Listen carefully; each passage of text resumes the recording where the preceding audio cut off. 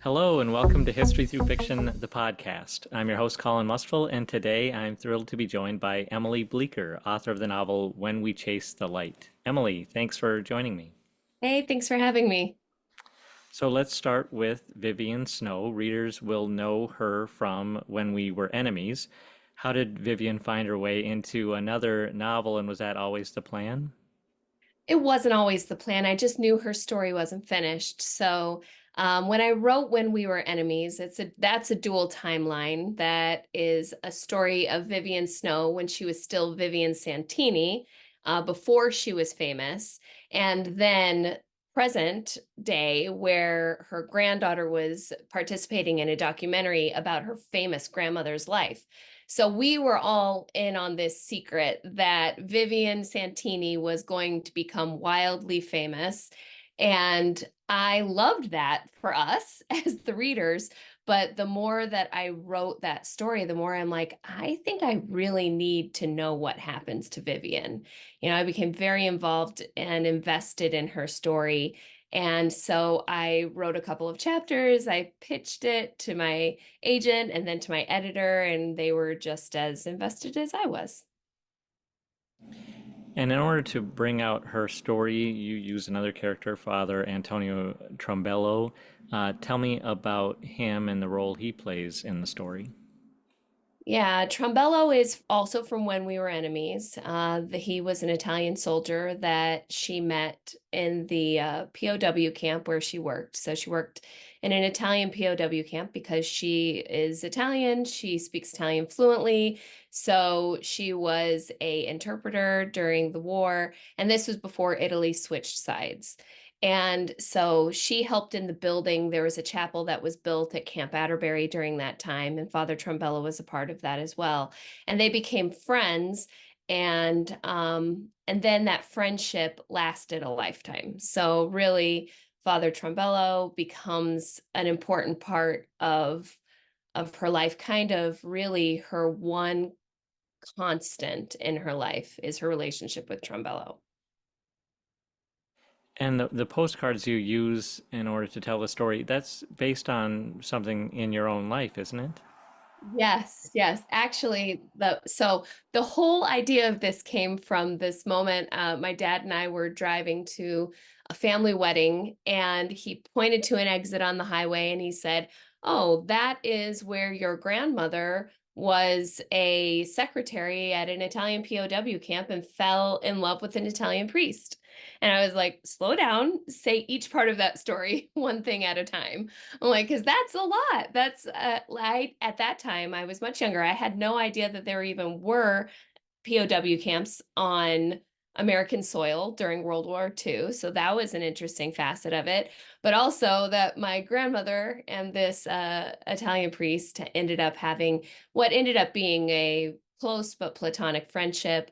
And they wrote postcards to each other, and he would send her postcards for the rest of his life, where he would draw on the front or paint on the front of the postcard and then send her a postcard throughout the rest of his life. And how did you feel reading those? I have never seen them.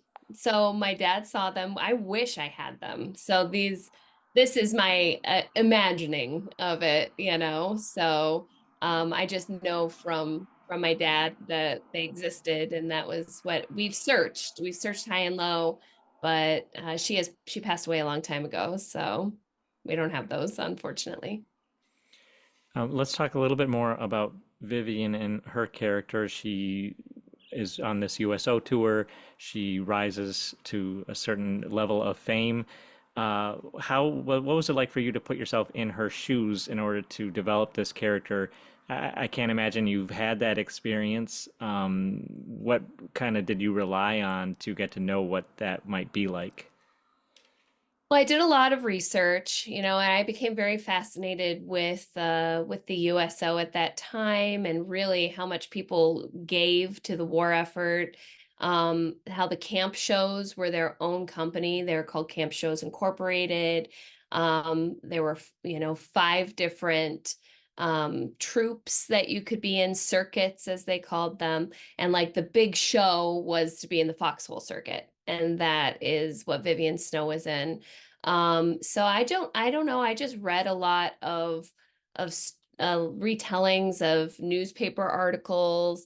That's another big part of her USO portion of her story is that there was an embedded journalist with them, and he kind of got to control the narrative of what went back home.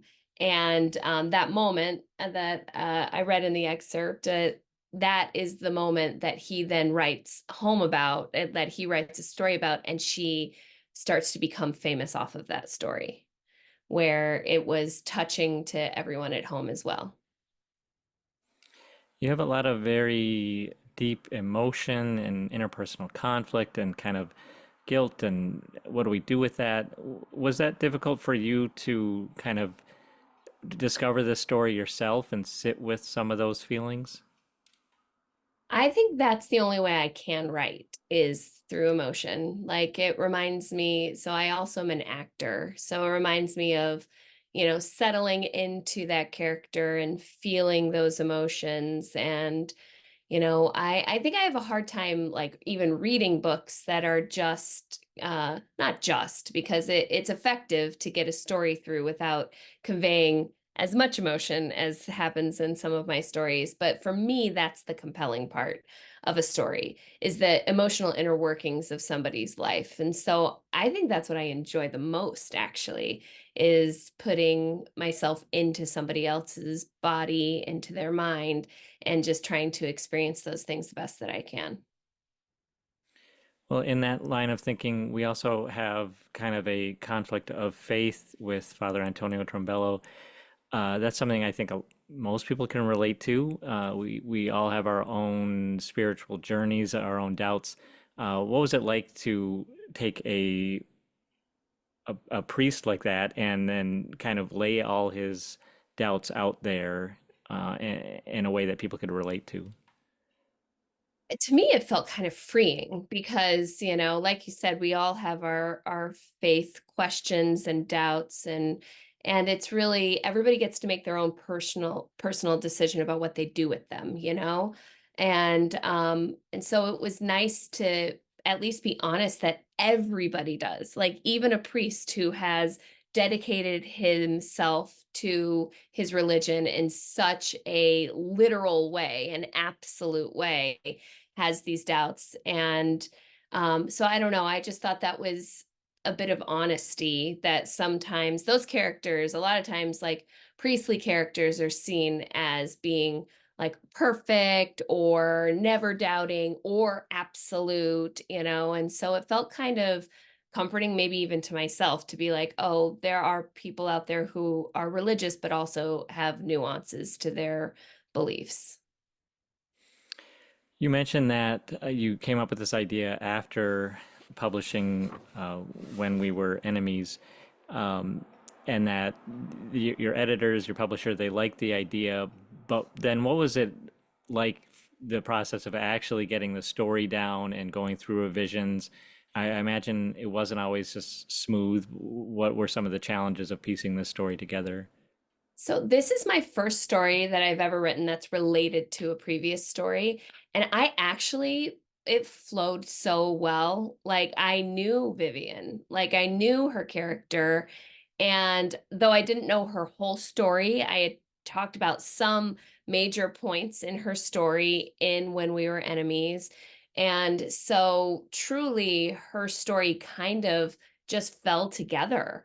Really what I was missing was the research part of it, of like what makes sense, what actually could, you know happen in these moments, like. And also there was a boldness that I needed to find in myself to be willing to place her in big moments in history where she actually didn't belong, because she is fictional. So once I gave myself permission to do that, that was kind of huge, because then her story could be this big, beautiful, grand story that I had been imagining it to be. And how about your own journey as an author? I believe this is your eighth novel. Where do you feel you're at right now in your writing career, and what are your kind of ambitions moving forward?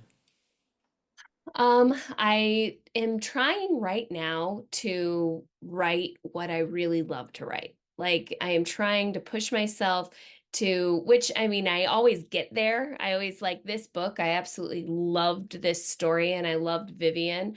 But sometimes I think when you're writing for a long time, you can be like, all right, what's the next one? What's the market like? Like those kinds of things.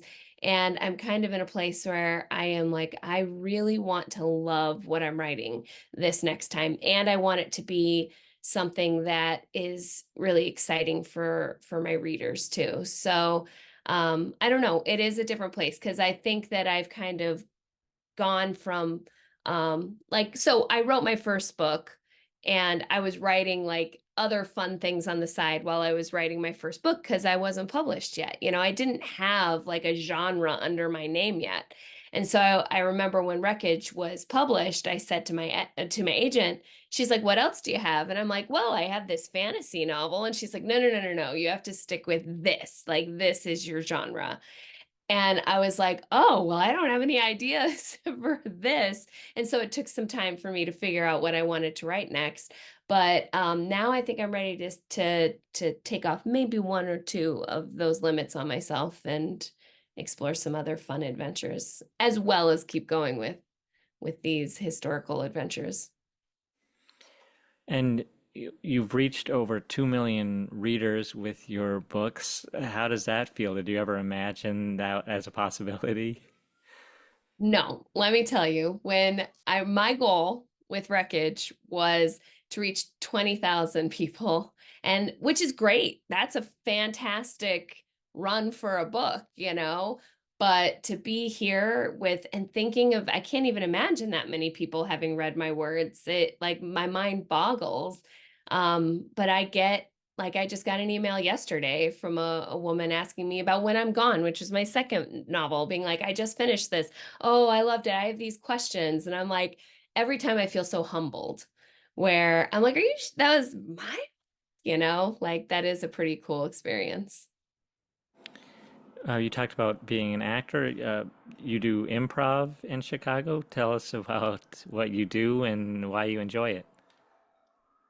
I kind of stumbled into improv where I did theater in high school and loved it, and then took many, many years off, and then ended up as a result of one of the reasons I wrote my books. My first book was because of a health crisis in my life and some goals that I made for myself getting on the other side of that. But one of those goals was also theater, getting back into theater because I hadn't done it for so, so long. So I took one improv class, and off of that, I just got hooked. So I took all of the classes that I could, and I ended up auditioning for the house team at the place where I was taking classes, and I was blown away that I made it onto the team. And so I've been on that team now for 5 or 6 years, and we perform twice weekly, and it's great. It's a different challenge, but it is kind of like writing on stage. You're making it up, but without editing, which is hard, because at least when you're writing, you're like, I can go back and fix this. But when you're doing improv, you're doing it with lots of different people. You all are the co-authors of your scene, and you don't get to go back and fix it. You have to just make it all make sense. That sounds so nerve-wracking. Your heart must be beating through so hard. Have you gotten used to it? How do you overcome that? Yeah, well, sometimes I'm more nervous than others. Most of the time I feel comfortable with where I'm at. I've been doing it a long time. I think I get more nervous in rehearsals. I don't know why. I think when you have the adrenaline of having everybody there, you're like, all right, got this game on. But in rehearsals, you're pushing yourself, you're trying new things, it's a little more vulnerable. But the thing that I've learned over time, and actually my coach made this point, where the audience is cheering for you, especially at an improv show. They are like, whoa, that's scary. That's hard. Good for you for doing it. So trying to remember that helps me a lot too. Yeah, you mentioned a health crisis, and I wanted to ask you about it because I did look at your blog and I read about the doctor who saved your life. and I'm a runner, and I need hip surgery, and so I haven't been able to run. Where are you at with your running? Just with the whole story there. Yeah. I had cancer in my 20s, and I I always say I was told I would never run again, and I laughed because I had never run in my entire life up until that point. And so, but after I got to the other side of it, I was like, you know what? You told me I would never run again. I'm going to learn how to run. And so I challenged myself and I wanted to get to the point of running a 5K. And I, over a year and a half, got to the point of running a 5K. But then I was like, well, I kind of like this. So I kept going. I am not a distance runner. I can't run more than 10 miles, but I am a daily runner. It is something that is a part of my mental health. It makes me feel good. So I run 3 to 5 miles, probably 5 days a week. So, and I need it. My kids know, my husband knows, like, go get your run. I think that's fantastic. Yeah, I'm just worried about what I will and won't be able to do after get a new hip. But Well, good for you. Take care of yourself. Like that was the whole thing too, is like another reason I started running and exercising when it hadn't been a part of my life was because they basically said use it or lose it. So they're like use your leg or else it's going to, because I had radiation for 8 weeks in that spot as well, and the tumor was in my leg. And so I was like, all right, that I will face that challenge. I don't want to not be able to do this. So I think it was worth it going through that time of strengthening to get there. And like I said, it took me, even though I had never run before, so you'll probably get there faster, but it took me a year and a half, but got there and it's holding up. well, good for you. Thanks. Let's go back to the novel When We Chase the Light. Uh, can it be read as a standalone? What do you recommend? Yeah, it should be able to be read as a standalone. So that is the intent. I have early reviews coming in saying that it 100% read as a standalone. They didn't even know it was a sequel, or really we call it a companion book, until they got to the end of the book and read the like mentions at the end of the book that they had any idea that it was not a standalone novel. So that made me really happy. So hopefully it could be a standalone for you. And do you have multiple projects in the works? Maybe one on deadline and one you're just playing with? That's exactly how I live my life. Yes, exactly. I have one actually on submission, and then one that I am kind of playing around with. So got a couple going all the time. And then of course another one in my brain just like knocking on the door. And can you tell us anything about the characters and the plot in the one on submission? That one is another dual timeline, and it is 1969, so like Vietnam-ish, but not. There will be a little bit having to do with the war, but it's not as focused on the war efforts as When We Were Enemies. And then present day, the characters kind of the back in time is from a male point of view, which I'm kind of enjoying because I wrote my first two novels with a male point of view and really enjoyed doing that. So that's really fun. So that one, that's probably the most I can say about that one until we have further information moving forward. But yeah, so it's been interesting writing a new era. I did write about this era in When We Chase the Light, but it was just one part of it because there are 6 decades in When We Chase the Light. So, but it really has been helpful having that research that I already did in order to start up this new story. Well, we will look forward to that whenever that does come about. Emily, congratulations on all your success, and thank you so much for joining me on the podcast. It's been a pleasure. Yes, thank you for having me. It was great.